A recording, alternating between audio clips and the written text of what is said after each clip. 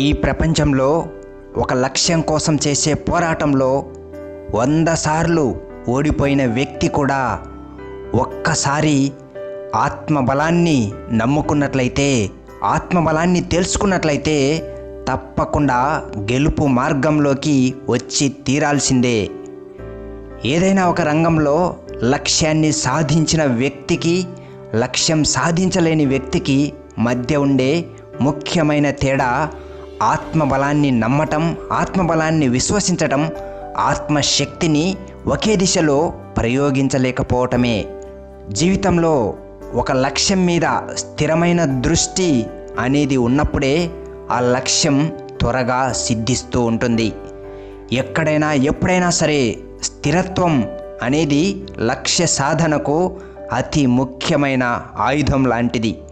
స్థిరంగా లక్ష్య సాధన వైపు పోరాడాలి అనుకున్నట్లయితే ఆత్మబలాన్ని నమ్మటం, ఆత్మశక్తిని పెంపొందించుకోవటం చాలా ముఖ్యమైనది. ఉదాహరణకు ఒక దీపాన్ని మీరు గమనించండి. ఆ దీపం వెలుగునివ్వటానికి స్థిరత్వమే ముఖ్యమైన ఆధారం అవుతుంది.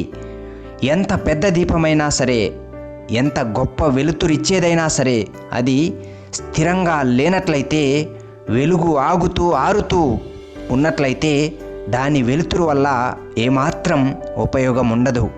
స్థిరంగా ఉన్నట్లయితేనే దీపం ఖచ్చితమైన వెలుగును వ్యాపింపచేస్తుంది.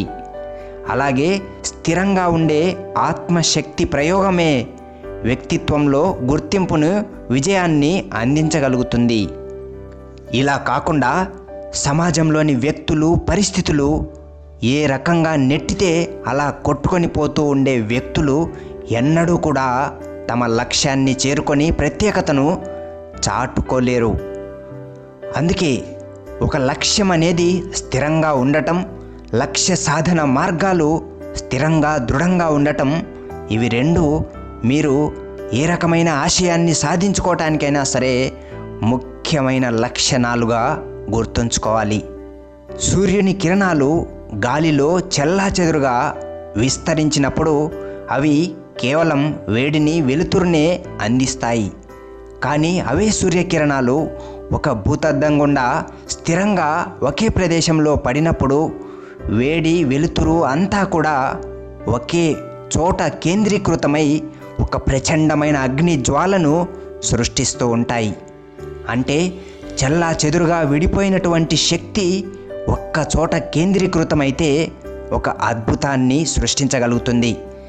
ఇలాగే ఏ వ్యక్తిలోనైనా సరే చెల్లా చెదురుగా విడిపోయినటువంటి ఆలోచన శక్తి ఒక్క లక్ష్యం మీద కేంద్రీకరించినట్లయితే లక్ష్య సాధన మార్గాలు ఖచ్చితంగా తెలిసి, లక్ష్య సాధన మార్గాలన్నీ కూడా అనుకూలంగా మారి విజయ సిద్ధిని అందిస్తూ ఉంటాయి. సూర్యకిరణాలు వాటి లోపల ఉన్న శక్తిని, స్థిరత్వం ఆధారంగానే అగ్నిని సృష్టించగలుగుతాయి. అలాగే ఒక వ్యక్తి తన ఆలోచన శక్తిని, మానసిక శక్తిని స్థిరంగా ఒక విషయం మీద కేంద్రీకరిస్తే అద్భుతమైన రహస్యాలను తెలుసుకోగలుగుతారు. ఈ రకంగా సృష్టిలో ఏ వ్యక్తిలో, ఏ వస్తువులోనైనా సరే నిగూఢమైన అంతర్గర్భితమైనటువంటి శక్తి దాగి ఉంటుంది. ఒక నీటి ప్రవాహం కొన్ని నెలల తరబడి ఒక కొండను ఢీకొడుతూ ఉన్నప్పుడు తప్పకుండా కొండల మధ్య చీలిక ఏర్పడి నీటి ప్రవాహానికి దారి పడుతూ ఉంటుంది.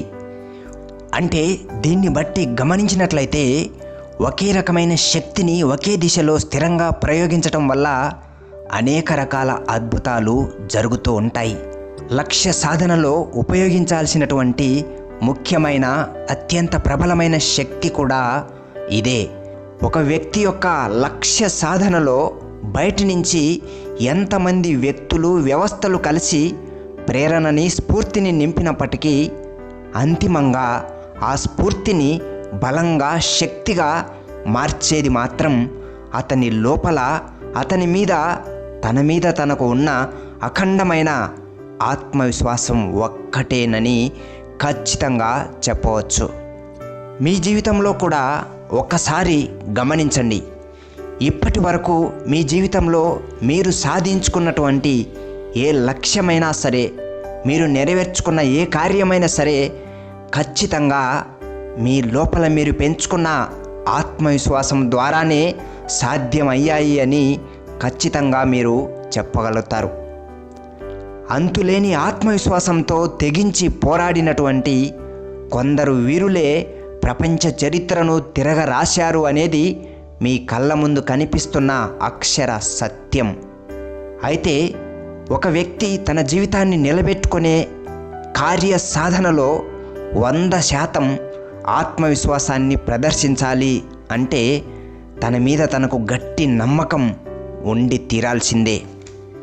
జీవితాన్ని గెలిపించుకోవటానికి కావాల్సినటువంటి అన్ని రకాల బలాలు, శక్తులు మీ లోపల అంతర్గతంగా నింపబడి ఉన్నాయి అని వేదాలు పదే పదే ప్రకటించాయి. ఒక మర్రి చెట్టుని గమనించండి. మర్రి విత్తనం కంటికి కనపడనంత సూక్ష్మంగా ఉంటుంది. కానీ ఆ విత్తనాన్ని నాటితే దాని నుంచి వచ్చే వృక్షం కొన్ని సంవత్సరాల్లోనే ఆకాశానికి సవాలు విసిరేంత మహోన్నత స్థాయిలో విశాలమైన కొమ్మలు, ఆకులు ఎదిగి బయటకు వస్తుంటాయి. అంటే ఆ విత్తనంలో ఉన్న బలం నిగూఢమైనది, గుప్తమైనది, రహస్యమైనది.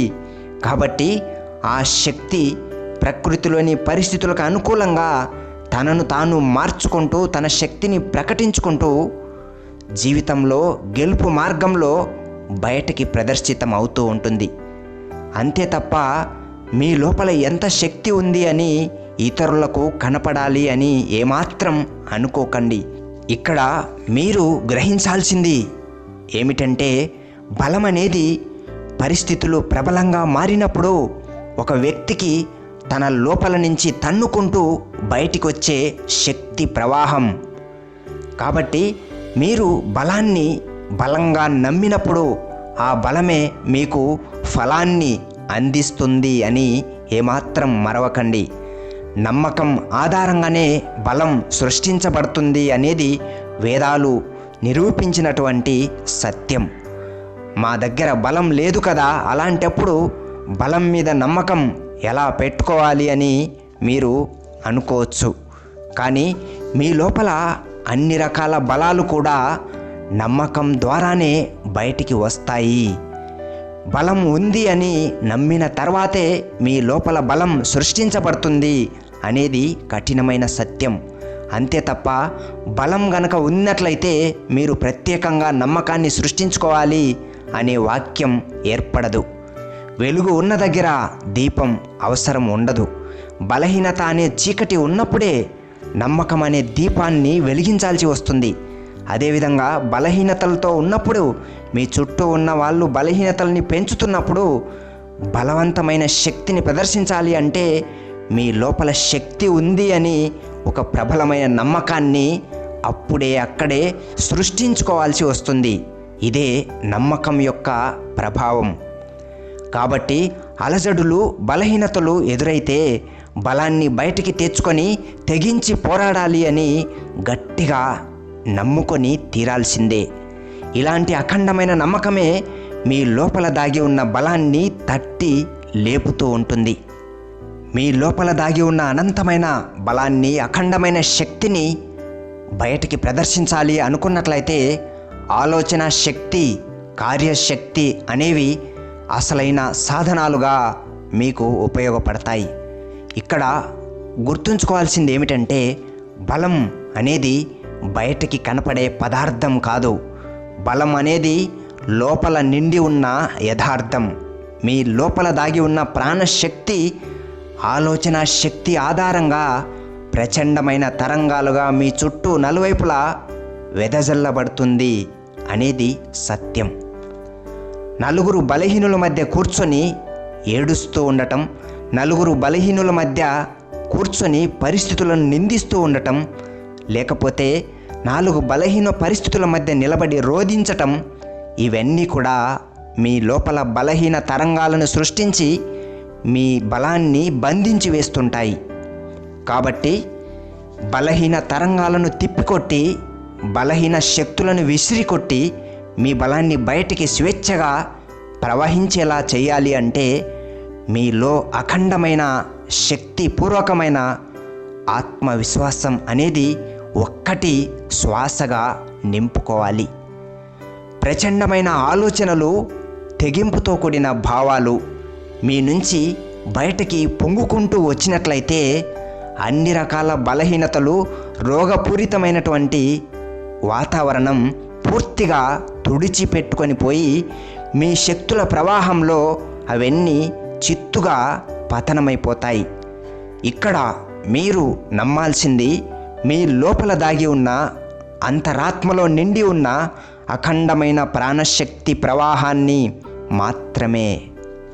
ఈ జీవితం అనే పోరాటంలో తనలోని ప్రాణశక్తిని 100% ప్రకటించుకున్న వ్యక్తులు ఈ గడ్డ మీద ఋషులుగా, మహర్షులుగా కీర్తిని సృష్టించుకున్నారు అనేది మీ అందరికీ తెలిసిన సత్యమే. అందుకే మీ లోపల సర్వశక్తులు ఉన్నాయి అని, అన్ని రకాల బలాలను ప్రయోగించగలరు అని కఠినమైన సత్యాన్ని అంగీకరించి కఠినమైన రీతిలోనే ప్రయోగించటం మొదలు పెడితే ఆ కఠినమైన శక్తులు మీ చుట్టూ ఉన్న కఠిన పరిస్థితులని లొంగదీసి గెలిపించి తీరాల్సిందే. మీరు ముక్కోటి దేవతల మీద నమ్మకాలను పెట్టుకొని ఉన్నప్పటికీ మీ బలాన్ని మీరు నమ్మినప్పుడు మాత్రమే ఆ దైవశక్తి కూడా మీ బలానికి తోడవుతుంది. ఎందుకంటే జీవితం యొక్క పోరాటాన్ని గెలిపించేది, మీ ప్రార్థనలను ఫలింపజేసేది ఆత్మబలం, ఆత్మవిశ్వాసం మాత్రమేననేది కఠినంగా గ్రహించాల్సినటువంటి విషయం. అందుకే మీ జీవితం కోసం మీరు కఠినమైనటువంటి నిర్ణయాలు తీసుకోవాల్సి వస్తుంది. ఇతరుల పిరికి మాటలన్నిటినీ కూడా విసిరి కొట్టాల్సి వస్తుంది.